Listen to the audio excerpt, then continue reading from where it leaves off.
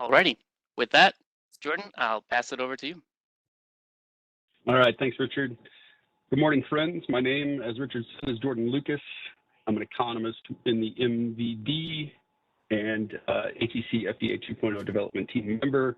Today, we'll be talking about flood risk management measures and their impact on the summary relationships that are at the heart of FDA. So the image here you're looking at maybe a little bit hard to see, but it shows most of the measures we'll be talking about today. We have a dam and reservoir upstream. Immediately downstream from there, we have a levee and a detention basin. Pictured, we'll also be talking about channel modification and non-structural measures. Next slide, please.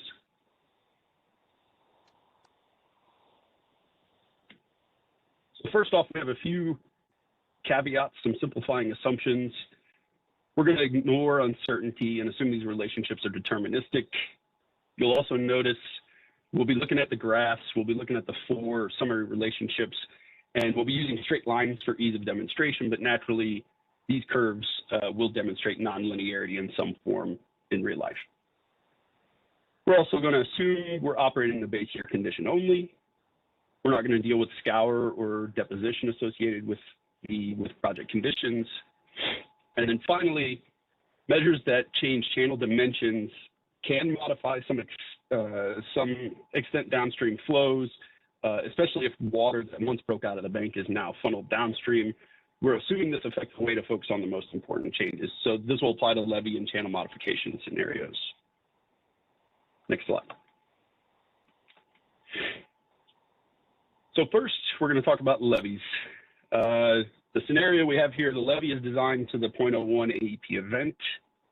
For simplification, we're going to assume there's no levee fragility, so the levee will function perfectly with no chance of failure up to the design level.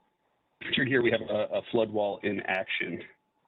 This picture was taken, I believe, by the New York district. Next slide, please. So on your Kahoot,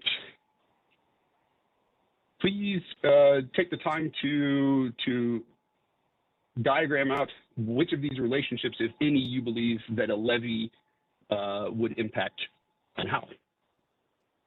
I don't know, maybe we take a minute or two, and then we'll move on to the next slide and show you the answer for this one.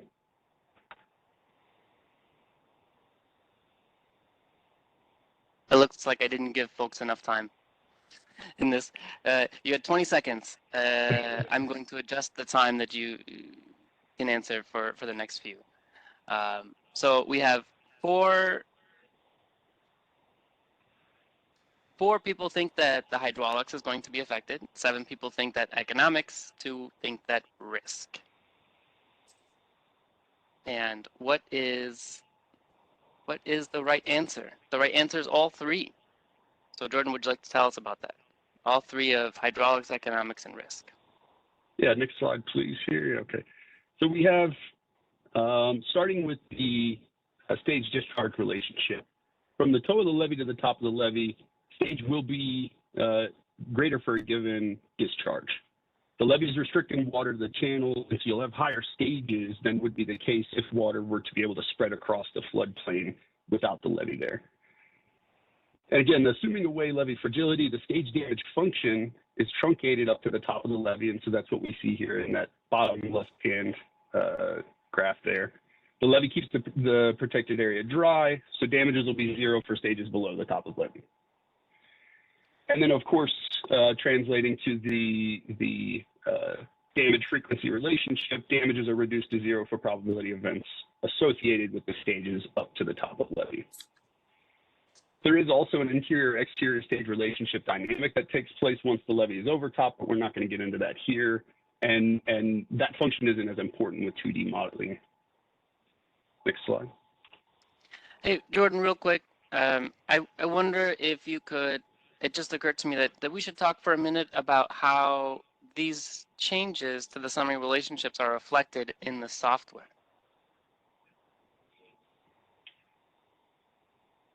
Do you want to elaborate on that? Sure. Yeah. So this just means that when you are, for example, entering your stage discharge relationships, you should have distinct stage discharge relationships for the with and without project condition. Now, the stage damage functions are not going to reflect levies. The stage damage algorithm does not take that into account. Levies are evaluated after the stage damage function is calculated. Ultimately, we will see a difference in risk. And so on the bottom right-hand side, we have the truncated damage frequency function, which will be reflected in the difference in expected annual damage between the with and without project condition. Over. All right, thank you very much. Let's move on to the next slide, which is going to be detention basins. So the basin is assigned to the 0.04 AEP event. So the basin is full at the 25-year event. The detention basin is dry up until a certain stage is reached. In this example, we're saying it's the stage associated with the 0.1 AEP event. There are other types of detentions and retentions. We're going to talk about dams next, but we're keeping this example simple to a small detention basin. All right, back to the Kahoot. Which of the relationships would a detention basin impact? All right, folks, get your click our fingers ready. These quiz questions, they finish up fast. You've got 20 seconds. So which of these relationships, hydrology, hydraulics, economics, and risk, the damage frequency, which of these relationships does a detention basin affect? Are you ready? Go. Oh, so that's the scoreboard. Excuse me. Taylor Bolt, you're leading. Nice job, Taylor. All right. So which of the 4 plots does the detention basin impact? Hydraulics, hydrology, economics, risk.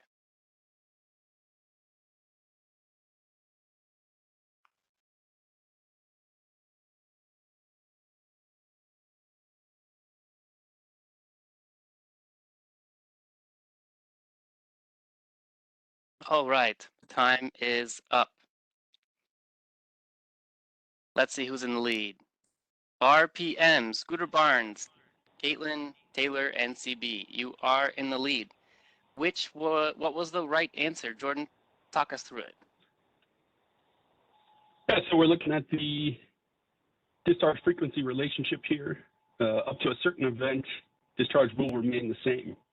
From the point that the channel sends water into the basin, you see that discharge is lower in the channel, and that's what that top right-hand corner reflects.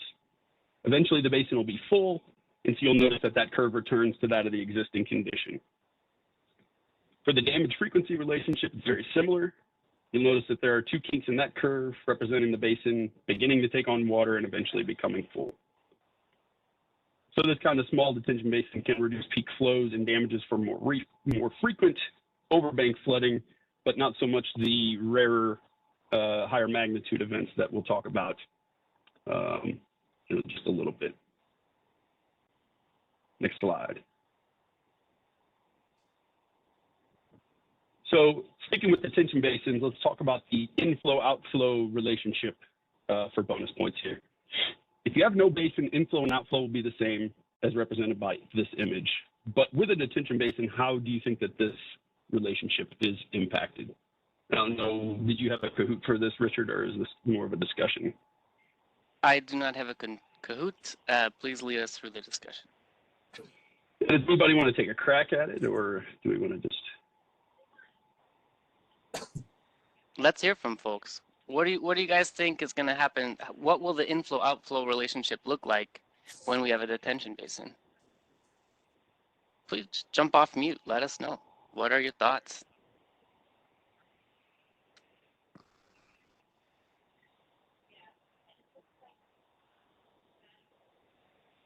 I can pick on people. Jordan, why don't you go ahead and talk to us about it?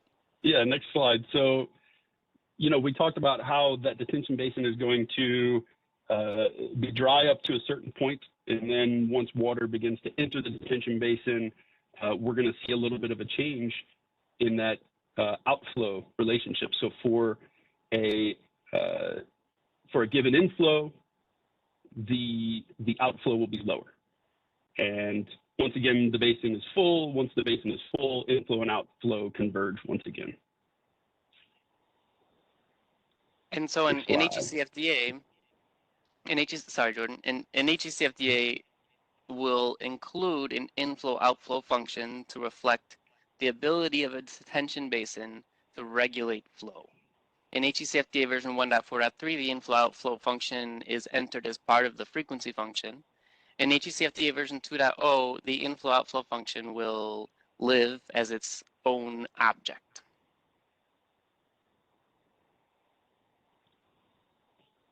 So now let's talk about dams.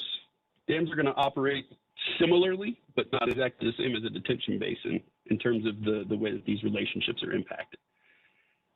So here we have a proposed dam designed to withstand high magnitude events. Here we have 1e to the minus 4 AP design. The dam actively regulates flow to allow for planned releases to capture peaks of high magnitude events. Next slide. So which of the relationships are impacted by a dam? Is it hydrology, hydraulics, economics, or risk?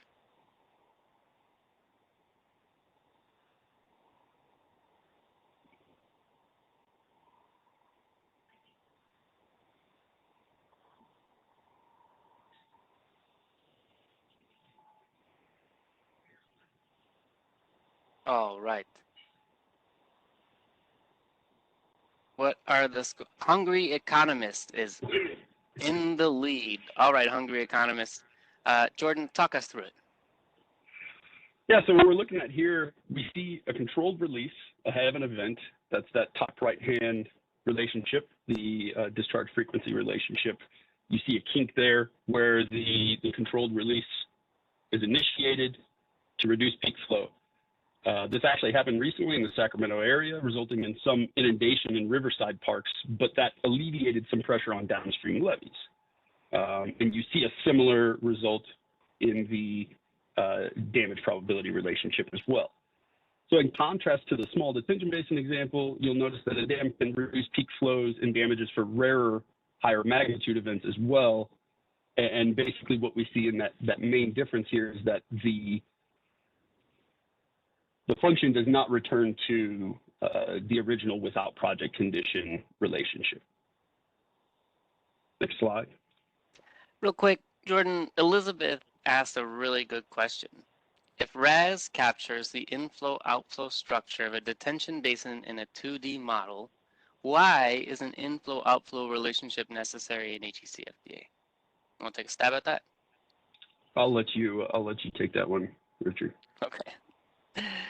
So from RAS, we're going to get the hydraulics data set, right? The water surface profiles.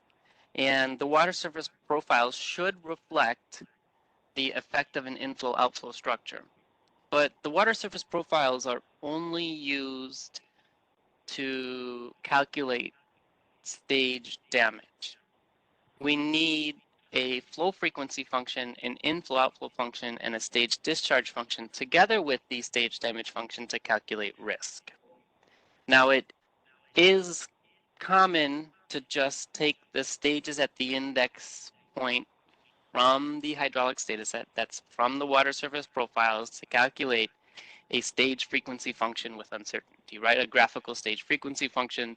And so in that instance, yes, it is possible to reflect the effect of an inflow-outflow control structure within a graphical stage frequency function, and therein the EAD compute.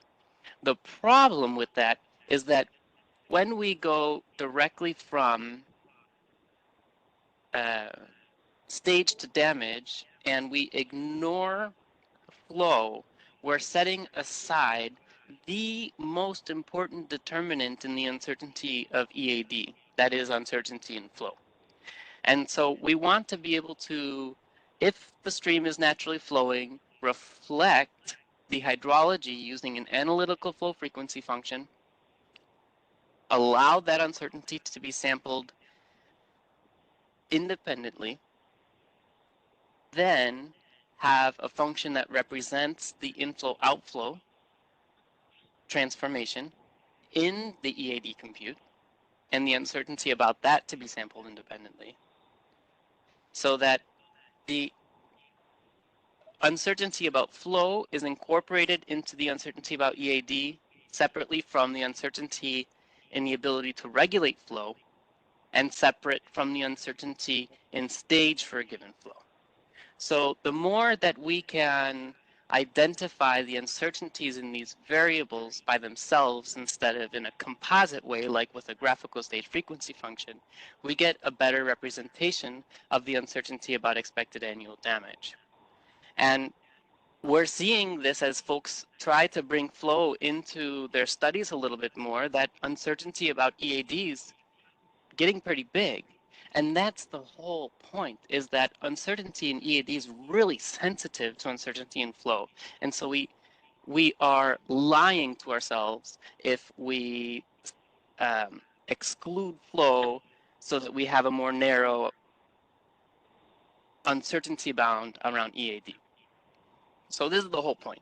We want to include flow in our risk calculation, and if flow is being regulated, we want to include that regulation component by itself. So, awesome question. Does FDA 2.0 assume levy failure upon overtopping? We'll talk about that in a second. Britt, so even if uncertainties are captured in RAS, we still need to have those uncertainties captured in the FDA model. It's not kind of doubling upon the uncertainties. So Britt, you ask a really good question. Uncertainties captured in RAS. When we get the results from RAS in a water surface profile, do the water surface profiles reflect uncertainty? Anybody can answer this. Does the hydraulics data set that we get from RAS, depth grids, water surface elevation grids, water surface profiles, do they reflect uncertainty? They don't, but the hydraulic engineer can provide that uncertainty separately. Through the stage discharge relationship. Right. Right, and the stage discharge relationship reflects the uncertainty in stage for a given discharge, but not the uncertainty in discharge. And not the uncertainty about the ability to regulate flow.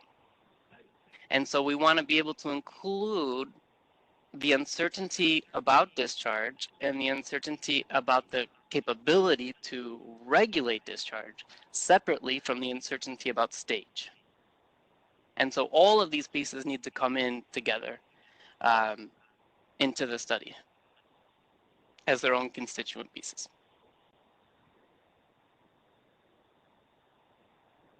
Any questions about that? This is awesome conversation.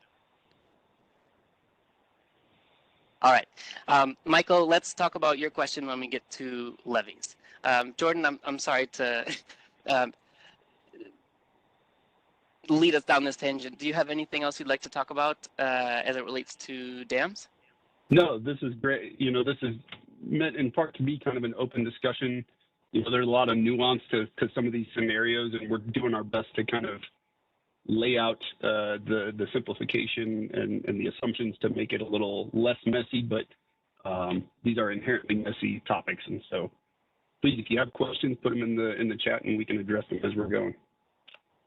And so, Jordan, I know you feel this way too. The messiness, that's what makes this so much fun.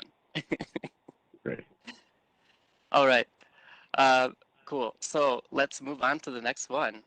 So yeah, we can go straight to we didn't get any volunteers last time. So this, in contrast with the detention basin example, we're not returning back to the original inflow-outflow relationship. The dam and reservoir is going to allow to maintain some of that volume, keep some of that volume out of the channel. Next slide. So now we're going to talk channel modification. In this case, we're going to go specifically with river widening. We're going to increase the capacity of the river by opening up the channel some distance on either side. as illustrated in this picture here. There are other forms of channel modification, including deepening, decreasing roughness, converting to a paved trapezoidal channel, but we'll focus on widening for this example. Next slide, please. For channel widening, which of these relationships would you expect to be impacted?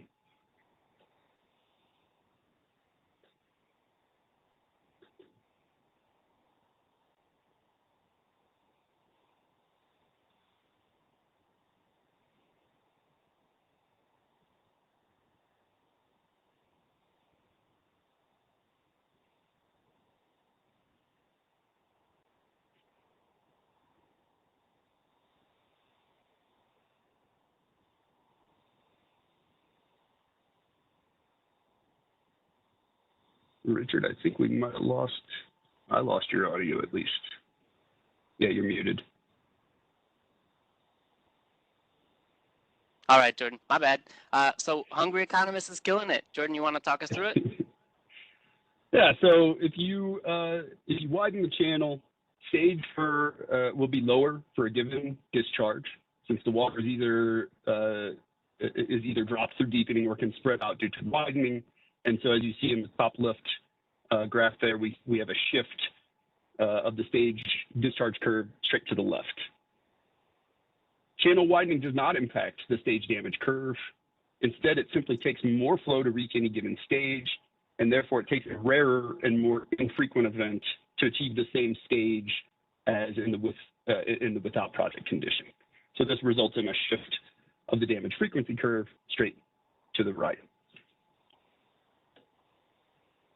Next slide, please. So finally, let's talk about non-structural. First, we'll talk about residential structure elevation. And for simplification, we assume we're going to elevate a single structure. Next slide, please.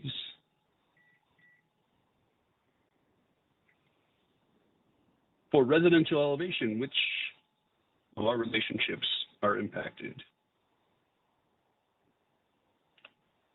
Is it hydrology, hydraulics, economics, and or risk?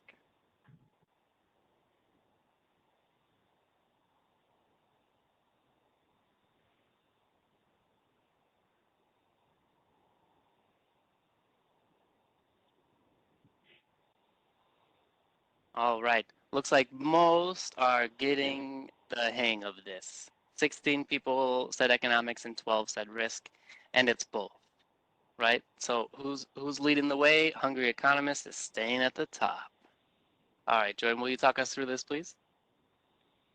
Yeah, so this one's fairly straightforward. One note I'd like to make is that each of the structural measures that we've talked about so far are going to impact the hydraulics and hydrology.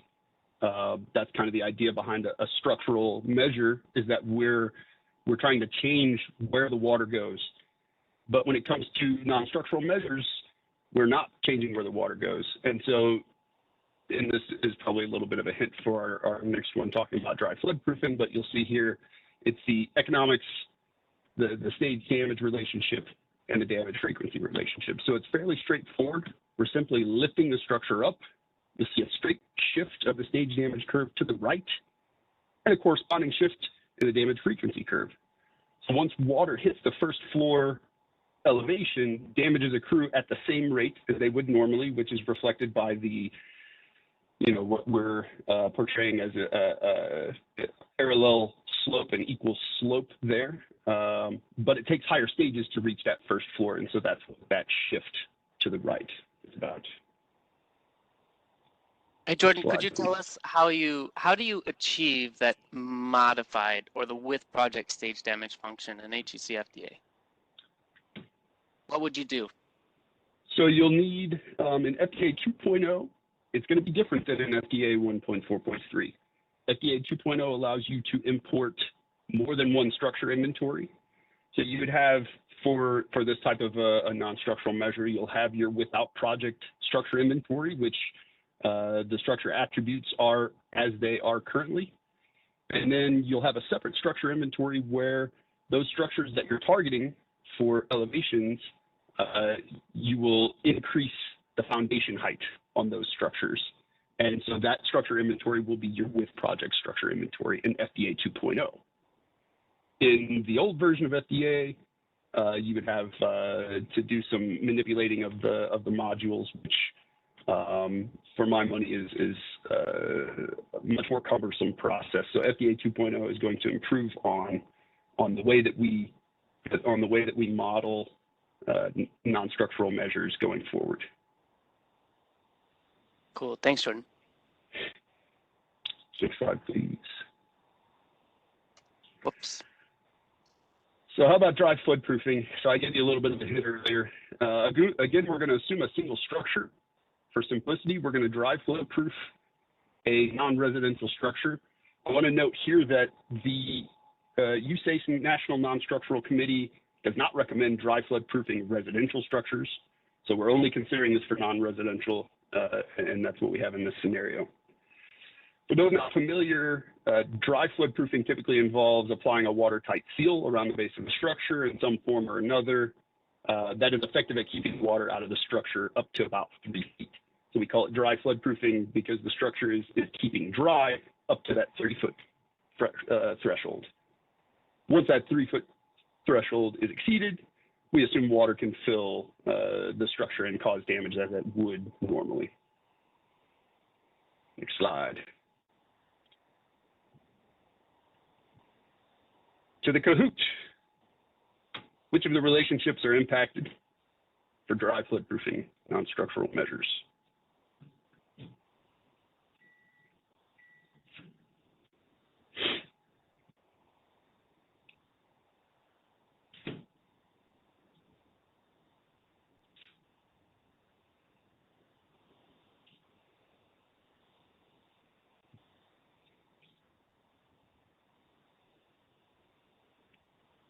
Very good. Getting pretty close.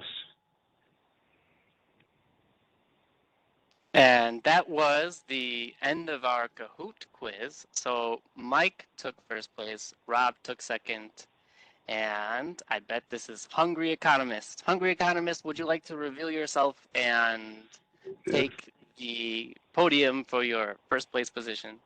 Anybody want the bragging rights? Who's Hungry Economist?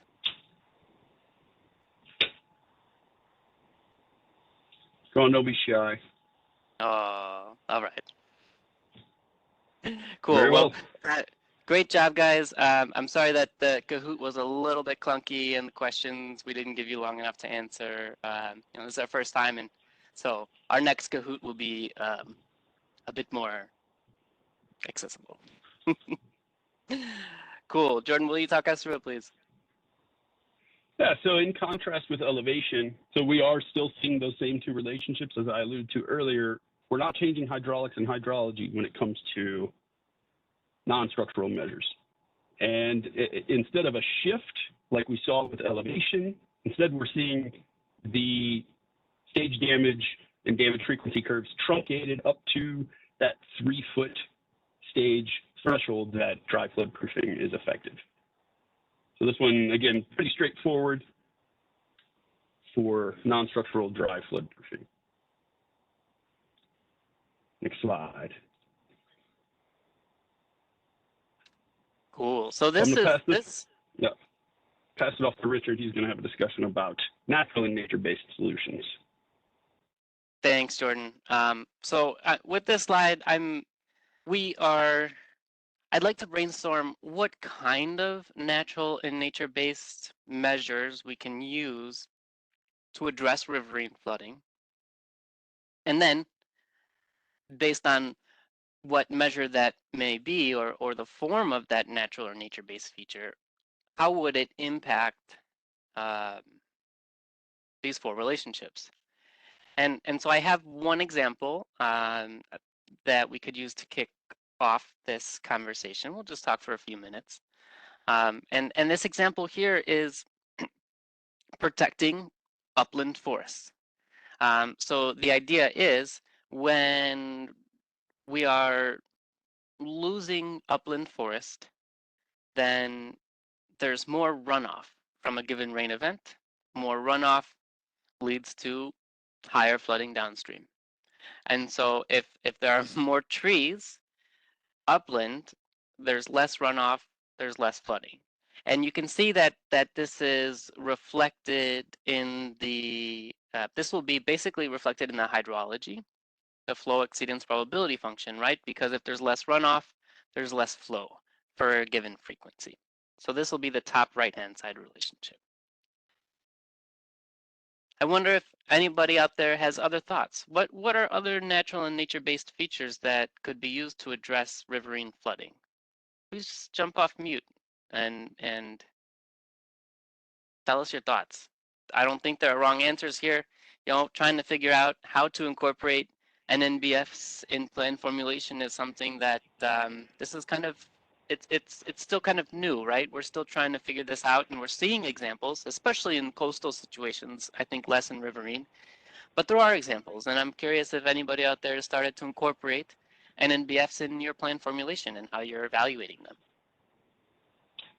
Classic brainstorm rules apply. There are no bad ideas. So please jump in with whatever your thoughts are. Yeah. Go ahead, please.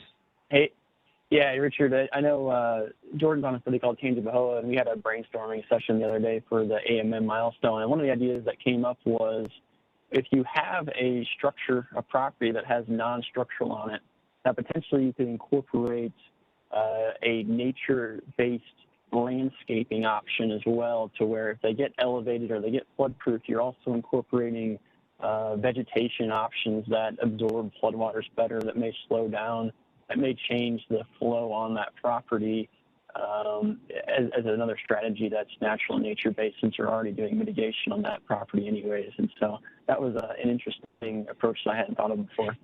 That is awesome. That is so cool. So incorporating some like shrubs or woody vegetation in that area, which will increase roughness and therefore reduce velocity and reduce the potential for structure instability, it sounds like, and increase the ability to capture those benefits. That's awesome. I love that. Cool. All right. Ken mentioned wetlands. Wetlands is a really great option. I think that wetlands would show up as similar to detention basin, right? If room is made for the river, like with allowing the river to inhabit more of the floodplain, which may involve wetlands, then with more room for the river, we're going to have a lower stage for a given discharge. I think that'll be the main way that we'd see wetlands show up in our FDA modeling. Are there other thoughts? How else could we incorporate NNBFs? Removing existing concrete, returning to normal in conjunction with widening and returning to a more natural state. Yeah, removing concrete is going to affect the hydrology. Marshes, very similar to wetlands, making more room for the river. Removing dying trees that may fall and cause more slowing, absolutely. So vegetation management, invasive species removal, rain barrels, reduction of impervious surfaces, and that reduction of impervious surfaces, that's also going to get at the hydrology, right? So trying to address the runoff, how much runoff makes it into the stream. Cool ideas. You know, the direction that the Corps of Engineers is headed with plan formulation is so exciting, and with PRNG like just on the other side of or coming up soon, I think that plan formulation is really just going to it almost feels like a revolution. It's cool for somebody who, like a tree hugger like myself. Any other thoughts on NNBFs? Okay. I did skip one question about 2.0, and we're about to go in. I'll do a quick demo of 2.0. Michael asked, does FDA 2.0 assume levee failure upon overtopping? So FDA 2.0 will assume levee failure upon overtopping. The algorithms that we've built into 2.0 replicate 1.4.3 best we could. And so 2.0 is going to handle levees exactly the same way as 1.4.3. So before we go into that demo, any other questions, thoughts on modeling FRM measures?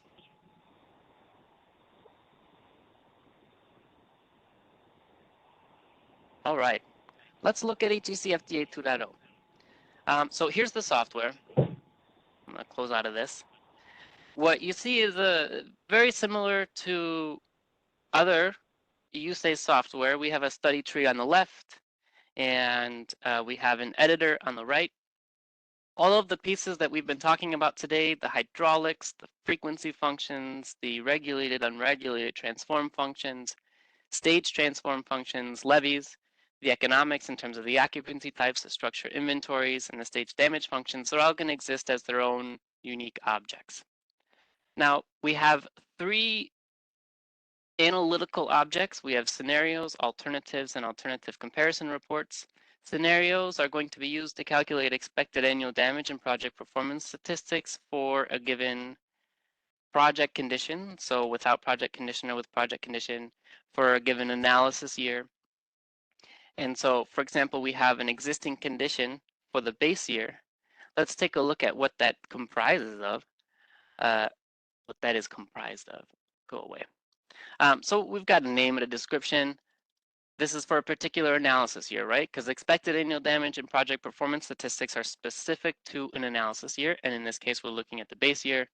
We need to define our summary relationships, or we need to select our summary relationships for each impact area. Right now, we're looking at the summary relationships for left bank. Stage damage functions, they exist as a set for all impact areas. We've chosen a flow frequency function for the frequency relationship, and because we have flow in our study, we'll also need a stage discharge relationship, which is also the existing condition. We can preview the compute to see what the functions look like lined up against or lined up with each other. And what we're looking at here is to make sure that there's overlap. There is a little bug here where the damage frequency function on the bottom right reflects total damage, but on the bottom left, we've got damage, the stage damage function just for residential and structure. And so that's a bug that we need to fix before we release. Let's look at the compute. And we're going to see how fast this compute is. Y'all want to start your clock watches? Ready? Ready? Go. Okay. We're going to compute up to 100,000 iterations for 2 impact areas. And you see it happening in real time. Boom, 1 impact area is done, 100,000 iterations, gone. Boom, another one, gone. Let's look at the results. All right, so we have damage results and we have project performance statistics. And recall, we're looking at a scenario which reflects a particular analysis year in project condition. So the results that we care about for a particular analysis year in project condition is expected annual damage and project performance statistics. And those are the outcomes that we have for a report for a particular scenario. We can either look at expected annual damage or performance. For damage, we're interested in damage with uncertainty or damage by damage category. Damage with uncertainty, we'll get the mean. We have the quartile of EAD distribution, the first, second, and third, right? So the first quartile, that's the 25th percentile. That's the level of damage that has a 75% chance of being exceeded.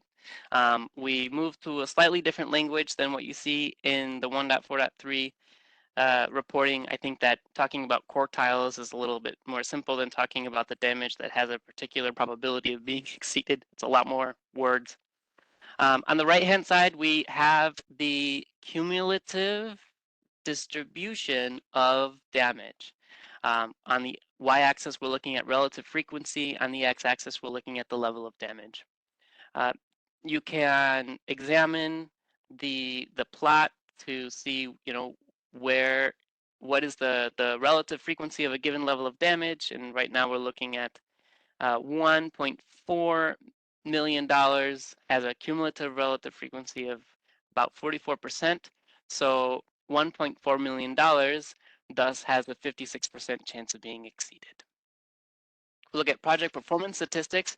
This is a report that I'm really excited about.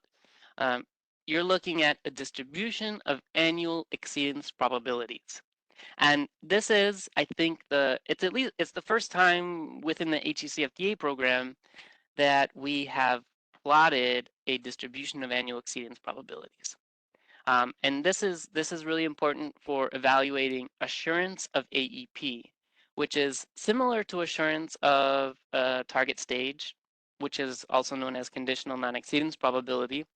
But assurance of AEP will be different in the case that there is a fragility function. And we've got some videos on YouTube to talk about why that is technically. But this report's important for NFIP evaluations. In HEC-FDA version 1.4.3, you needed to go into a text file, and you had to find this particular table in a text file that's 17 miles long. You don't have to do that anymore if you're doing an NFIP evaluation. You can just go to this report. So we have the distribution of annual exceedance probabilities, the long-term exceedance probability, and the assurance of the threshold, which in this case is a default exterior stage. The target stage is 945.25 feet. So this is the conditional non-exceedance probability that you would get in 1.4.3.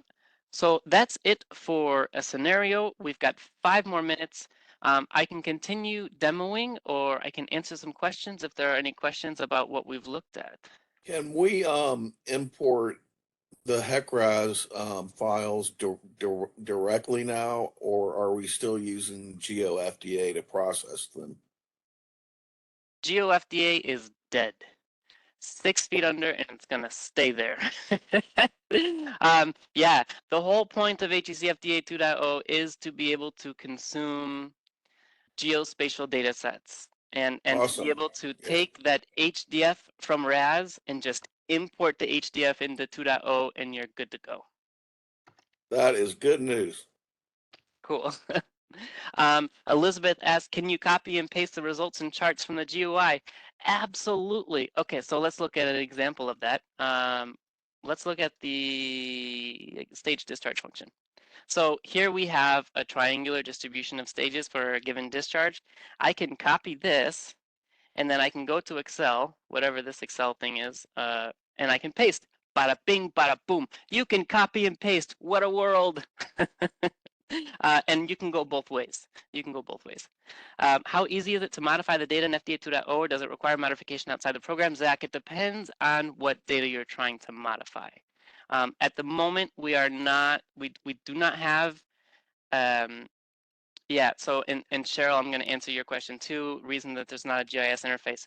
So we have focused on delivering the minimal viable product that has all the functionality that the users would need to complete their job, where other software doesn't exist. And so we've really focused on the essential functionality of HEC-FDA in version 2.0, so that we can get you a piece of software faster. We've left out the GIS interface because the GIS interface it's a beast. It's a total beast. And so managing GIS data and visualizing GIS data, it is not an easy thing to do. And there is software that exists that does it.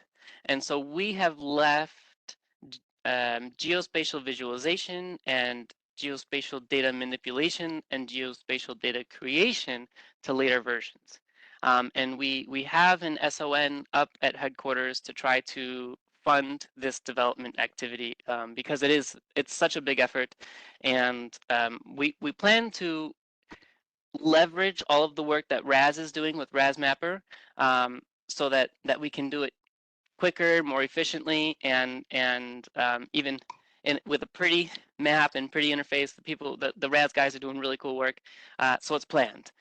We wanted to get you a piece of software sooner than later, with the functionality that you need, but it's coming. All right. Any other questions? Did I miss questions? I don't think so. Other questions on HEC-FDA version 2.0? We will have a dedicated webinar for 2.0 once we're ready to certify, and that'll be in the next, probably in the next few months, though there is always uncertainty about how long software development tasks take.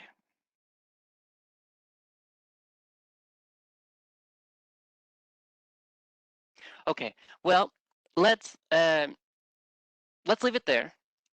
I don't want to overwhelm you with HEC-FDA version 2.0. I just wanted to give you a brief introduction and let you know that it's coming. It's almost here. We were able to use it for our prospect workshops, and so we have operable software in an early release version, and we're working really hard to get that finished out and working with the PCX on getting it certified. So with that, let's conclude our webinar. This webinar has been recorded and it will be posted on our YouTube channel, and I will share that for those who are not able to make it today. Stay tuned for our next quarterly webinar. Our teammate Brennan Beam has volunteered to offer an H&H course for non-engineers, which has been really popular, and so I'll encourage you guys to tune into our next webinar to learn about H&H engineering. And Brennan, thank you for volunteering to do that. All right, folks, thank you. Have a terrific day. Bye all.